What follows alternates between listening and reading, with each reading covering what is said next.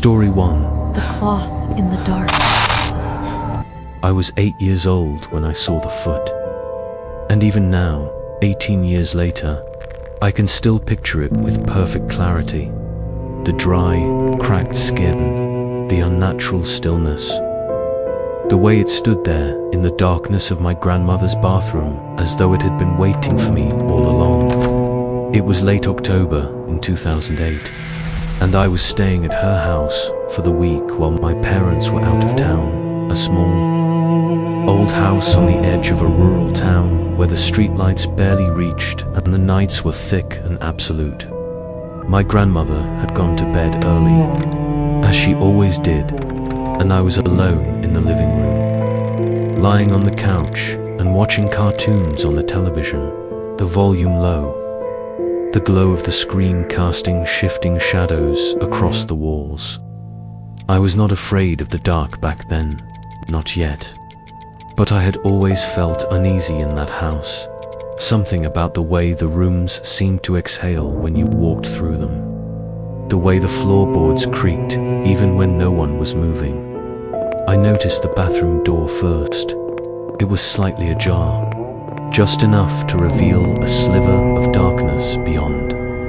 And inside that darkness, something white was moving, swaying gently back and forth as though caught in a breeze. Though all the windows were closed and the air was completely still, I assumed it was a towel hanging on the doorknob, left there by my grandmother after her shower. But the longer I watched, the more I realized that it was not hanging at all. It was hovering, suspended in the air, and the movement was not random but deliberate, rhythmic, like the slow breathing of something alive. I tried to ignore it, told myself it was nothing, just my imagination playing tricks in the dim light. But when I got up to pour myself a glass of milk from the kitchen, I found myself glancing back at the bathroom every few seconds, unable to shake the feeling that something was watching me from inside that dark space. The cartoon ended, and I turned off the television, plunging the living room into near total darkness. And that was when I saw it clearly for the first time. The white cloth was still there, still swaying, and beneath it, just visible through the gap in the door, was something else. Something that made my stomach twist and my breath catch. I walked toward the bathroom slowly, my bare feet silent on the cold floor. And with each step, the shape became clearer, more defined, until I was standing directly in front of the door, staring through the crack. And I saw it, a foot, black and withered. The skin so dry, it looked like old leather left in the sun for years, standing upright on the tile floor, motionless, as though someone or something was standing just out of sight behind the door, waiting. I did not scream, I could not. The air had left my lungs, and all I could do was stare at that foot, at the cracked, colorless skin, at the way it stood so still, so impossibly still. And I knew with absolute certainty that whatever it belonged to was aware of me, that it could see me through the darkness, that it was choosing not to move. I backed away slowly, my heart pounding so hard I thought it would burst through my ribs. And then I ran, sprinting down the hallway to my grandmother's bedroom, shaking her awake with trembling hands, my voice high and frantic as I tried to explain what I had seen. What's wrong? She did not believe me at first, told me You were just dreaming, dear. You've been watching too much television. And now my mind was playing tricks on me. But I was not dreaming, I had seen it. I had seen the foot standing there in the bathroom, and I knew it was real. I described it to her in detail. The black skin, the way it was cracked and dry, the unnatural stillness. But she just patted my shoulder and told me to go back to the living room and try to sleep, that everything would look different in the morning. I did not want to go back. Every part of me screamed against returning to that dark living room where the bathroom door still stood ajar. But I was 8 years old and had no choice.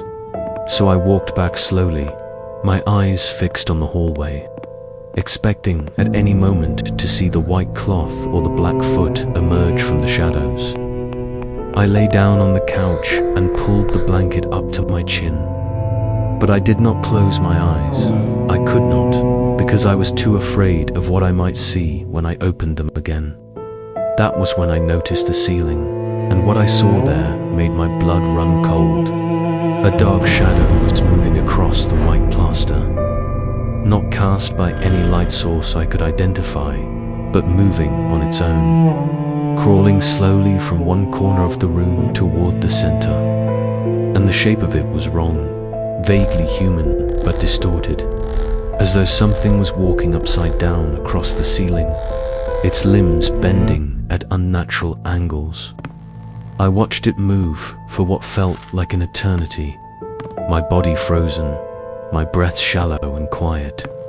And I realized with growing horror that it was not just moving randomly. It was circling above me, pacing back and forth directly over the couch where I lay.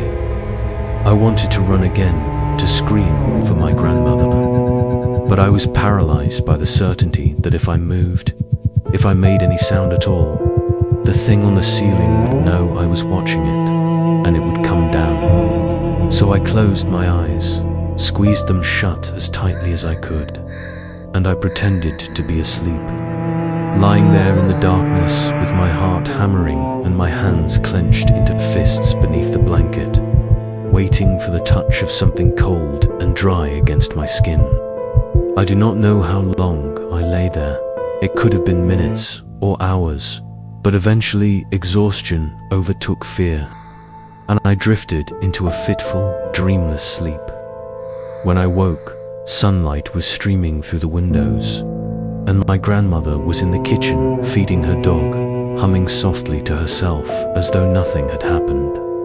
I got up slowly, my body stiff and sore, and I walked to the bathroom, my heart pounding as I pushed the door open all the way and looked inside. There was nothing there, no white cloth, no black foot, no sign that anything unusual had ever been in that small, ordinary bathroom. I checked the doorknob, the towel rack, the shower curtain, searching for anything that could explain what I had seen. But there was nothing, and my grandmother, when I asked her again, just smiled and told me I had a very active imagination. But I know what I saw that night. I know the foot was real. I know the shadow on the ceiling was real. And even now, all these years later, I still wonder whose foot it was. And what would have happened if I had opened my eyes while that shadow circled above me.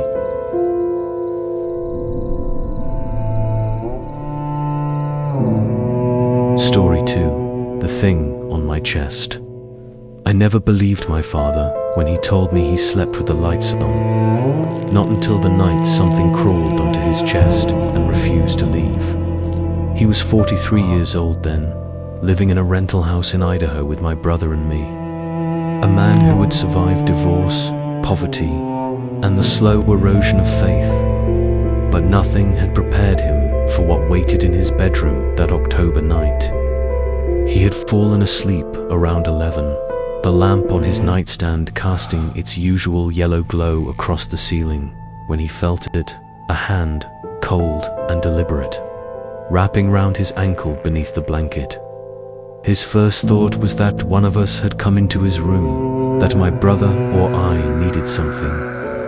But the grip was wrong, too firm, too intentional, and when the fingers began to move, tracing slow circles along the arch of his foot, he understood with perfect clarity that this was not human. He kept his eyes closed, his breathing shallow, because some part of him, the part that still remembered childhood warnings about looking directly at things that should not exist, told him that opening his eyes would make it worse. The hand continued its work, patient and unhurried, sliding up toward his calf, then back down, almost playful, and my father lay there for what felt like hours, but was probably only 5 minutes.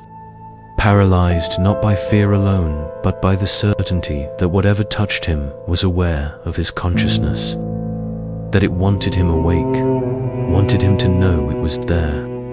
When he finally opened his eyes, his breath caught in his throat.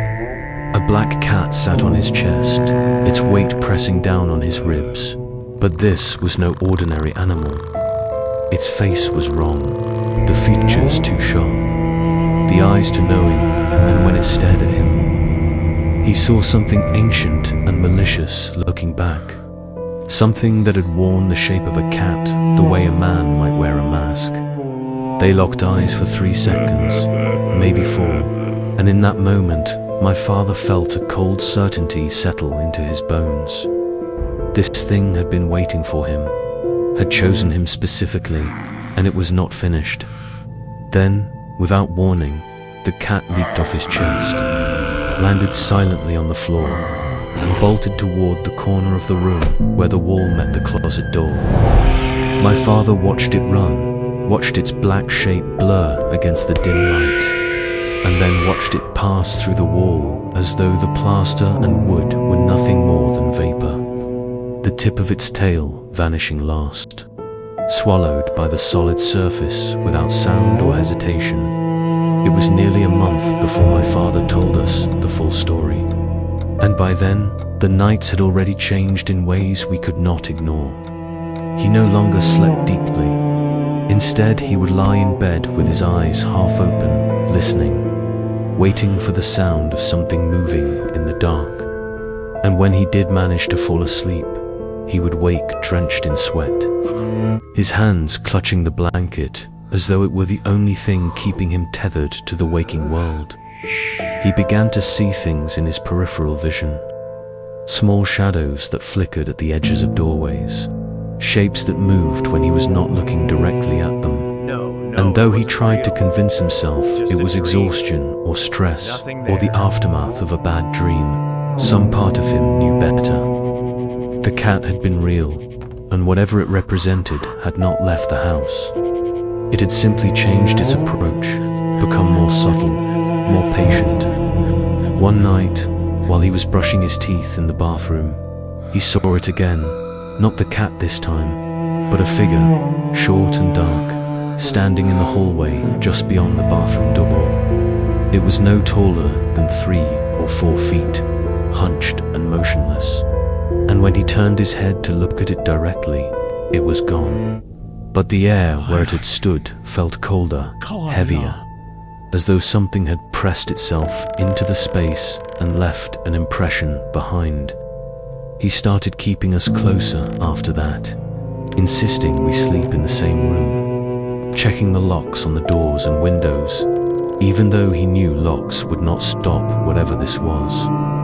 Maybe you were wondering why he did not leave sooner, why he stayed in that house, knowing something unnatural had taken an interest in him. I know you're watching. And if you are, I understand your confusion. But fear does not always make you run. Sometimes it makes you freeze, makes you hope that if you stay still and quiet, the thing watching you will lose interest and move on. You probably think you would have handled it better, that you would have called a priest, or packed your bags the very next morning, but you were not there. You did not see the look in my father's eyes when he woke us that first night. You did not feel the weight of the silence in that house, the way it seemed to listen. Now, let me ask you something, and I want you to think carefully before you answer. In all the stories I have told you tonight, in all the encounters with things that should not exist, what is the one detail that appears again and again? The one constant that connects every experience? The first person to answer correctly will receive a small reward from me, the storyteller tonight, as a way of saying thank you for watching and supporting.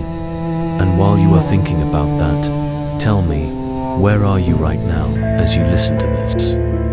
What time is it in your part of the world? And are you alone, or is someone sitting beside you in the darkness? I am curious to know who is out there, listening, waiting. Something changed in the house after that first sighting of the shadow figure, as though the act of seeing it had opened a door that could not be closed. And my father began to understand that whatever had come for him was not going to leave until it was ready. My father never saw the cat again after that first night, but the shadow, the small figure that stood in doorways and corners, that thing stayed, and it was only a matter of time before the rest of us saw it too. It happened on a Tuesday evening, 3 weeks after the cat incident, and this time all 3 of us saw it at once. My father was in the kitchen making coffee. I was sitting on the couch reading a book, and my brother was on the floor playing with a set of toy cars, the kind that made small clicking sounds when you rolled them across the hardwood. The television was off. The house was quiet, and then, without any warning, It's getting so cold. the air in the room changed, grew colder, denser, and I looked up from my book to see my brother staring at the hallway, his hands frozen in mid-motion, his face pale. I followed his gaze away from and saw me. it standing there, just beyond the threshold of the hallway. A shadow in the shape of a child, no taller than 4 feet. Its edges blurred and indistinct, but unmistakably present, unmistakably aware. It did not move, did not speak. It simply stood there, watching us, and the longer I looked at it, the more I felt a crawling sensation in my chest, a wrongness that made my skin prickle and my throat tighten. My father appeared in the doorway behind it, holding his coffee mug, and the moment he saw the expression on our faces, Looking at us. he turned and looked at the same spot we were staring at, and I watched the color drain from his skin in real time. He did not ask us what we were looking at because he already knew. He had seen it before, alone in the dark, and now it had chosen to reveal itself to all of us. He set the mug down on the counter with a shaking hand, walked slowly toward the shadow, and as he approached, it began to fade, not quickly, but gradually, like smoke dissipating in a breeze, until there was nothing left but the empty hallway and the 3 of us standing there, silent and terrified. My father did not say a word for a long time. He just walked past us, went into his bedroom, and came back out 5 minutes later with his phone in his hand. And he said, Dad, "We are leaving," no. and we knew We he can meant help. immediately. We packed our things that night, stuffed clothes and essentials into garbage bags and suitcases, and by morning we were gone, the house standing empty behind us. The door unlocked, the lights still on. My father never went back, not even to retrieve the furniture or the boxes of belongings we left in the garage. And when I asked him later why we had left so suddenly, You don't need to know the specifics. he told me that kid. some things are not Just meant to know be I'll always understood, keep you safe. only survived. I think about that shadow often, the way it stood so still, so patient, as though it had all the time in the world. And I wonder if it is still there, waiting in that hallway, watching the empty rooms, listening for the sound of footsteps that will never come. My brother never speaks about it, refuses to acknowledge it happened, but I know he remembers. I can see it in his eyes when the subject of that house comes up, the way he looks away, the way his jaw tightens. My father still sleeps with the lights on. Even now, years later, and sometimes late at night, I see him staring at the corner of his bedroom, watching, waiting, as though he knows that what we left behind in Idaho was not truly left behind at all, that it followed us, quietly, patiently, and that one day it will return. Story 3. The Man Who Knew My Name. I was 10 years old when I heard my name spoken in the darkness by something that should not have known it, and the memory of that voice, deep and slow and wrong, has stayed with me ever since. I was living with my grandmother at the time, in a house that was more like a collection of separate rooms and buildings scattered across a large property. The kind of place where you had to walk outside in the dark if you wanted to use the bathroom or get to the kitchen. My family situation was complicated. My mother had moved to Japan years before, and my father had been killed in 2017, shot by thugs in our country, and so I had been passed to my grandmother, who took me in without question but also without much warmth. The house was tense. My aunt and grandmother fought constantly, their arguments echoing through the thin walls, and I, being only a child, understood none of it. Only that the house never felt peaceful, never felt safe. I had no friends in that new place, no one to talk to, and so I spent most of my time alone, wandering the property during the day and trying to stay invisible at night. It was a Thursday evening in late autumn when it happened. The air was cold and damp, and dinner had ended hours before. I checked the time on the old clock in the hallway.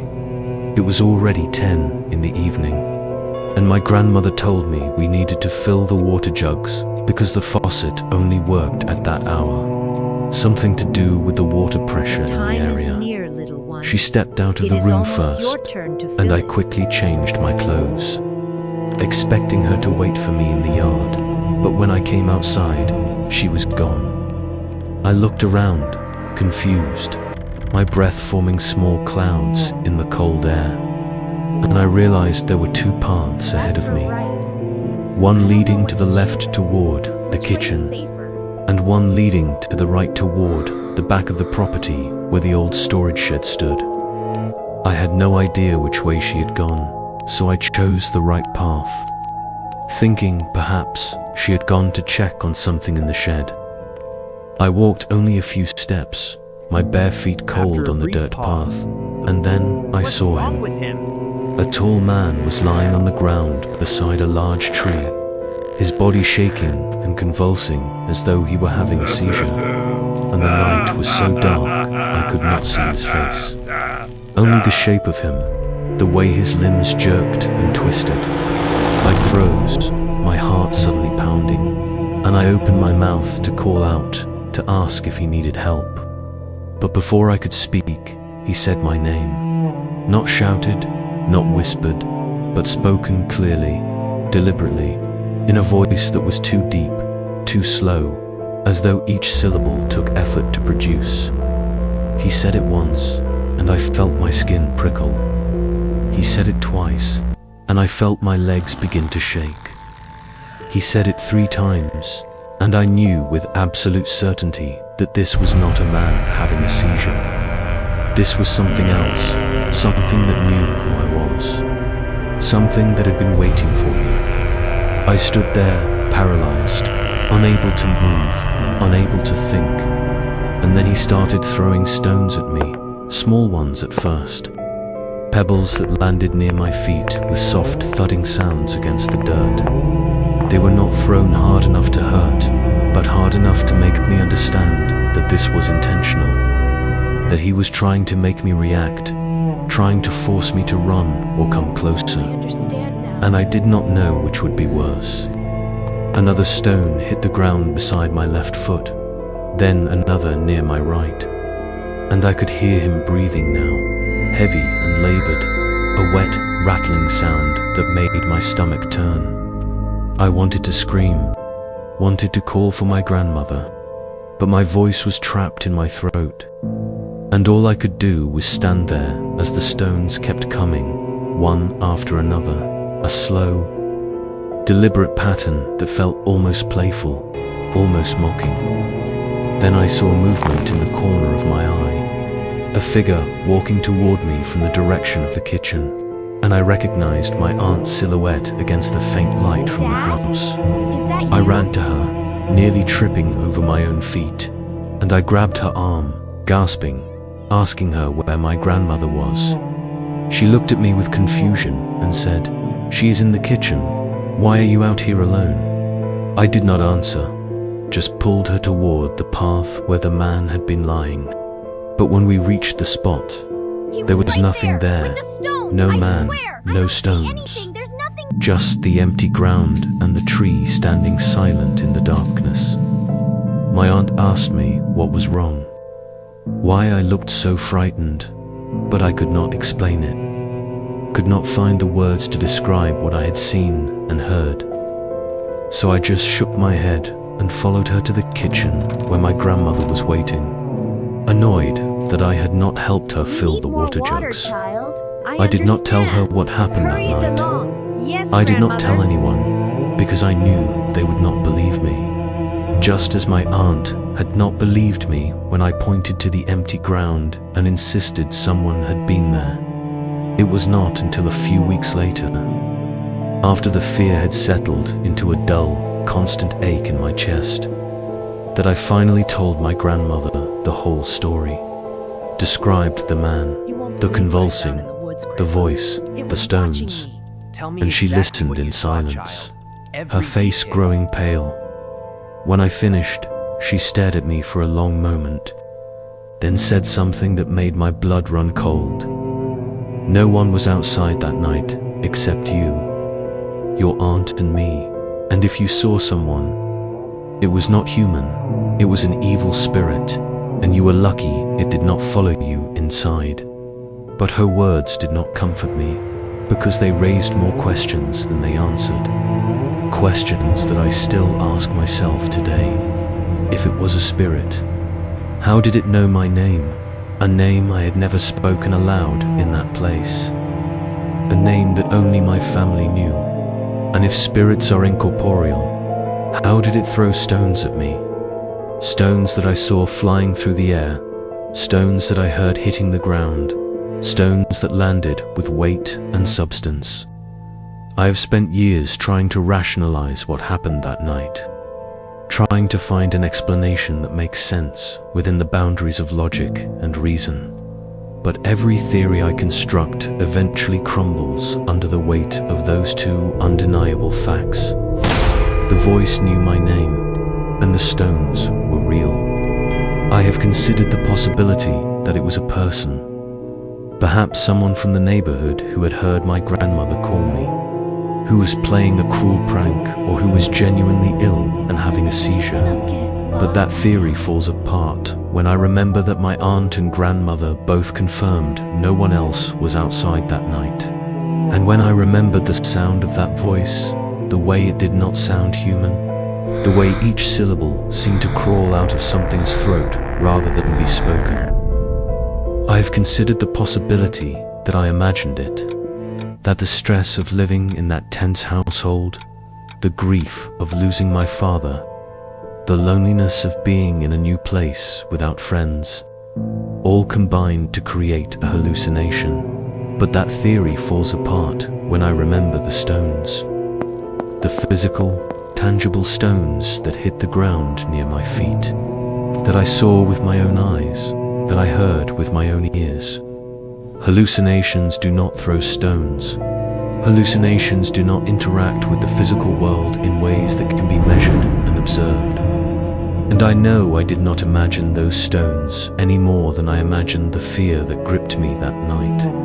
My grandmother's explanation that it was an evil spirit is the only one that accounts for all the facts. But it opens up questions that are even more terrifying than the experience itself.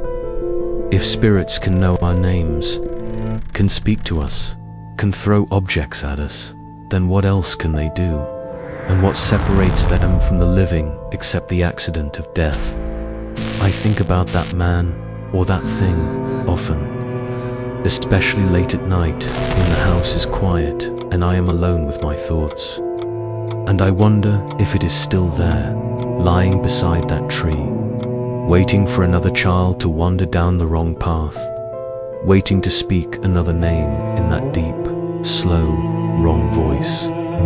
I wonder if it knows I am thinking about it now, if it can sense my fear across the years and the distance, if it remembers me the way I remember it. My grandmother died 3 years ago, and with her went any chance of getting more answers about what she truly believed happened that night. whether she had seen similar things on that property, whether there was a history I was never told. The house still stands, though I have never returned to it, and I do not think I ever will, because some places hold memories that are too dark, too heavy, and I have no desire to relive that night or to discover what else might be waiting there in the darkness. But the question remains, the question that has haunted me since I was 10 years old, the question that I ask you now as you sit there listening to this story. What kind of thing knows your name before you have ever spoken it? And what does it mean that such things exist in the world alongside us, unseen and patient, waiting for the moment when we are alone and vulnerable? If you have an answer, I would very much like to hear it. But I suspect, as I have always suspected, that there is no answer, only the knowledge that we share this world with things we do not understand, things that watch us from the shadows. So tonight, when you turn off the lights and close your eyes, remember this: something out there knows your name, and it is waiting for the right moment to whisper it.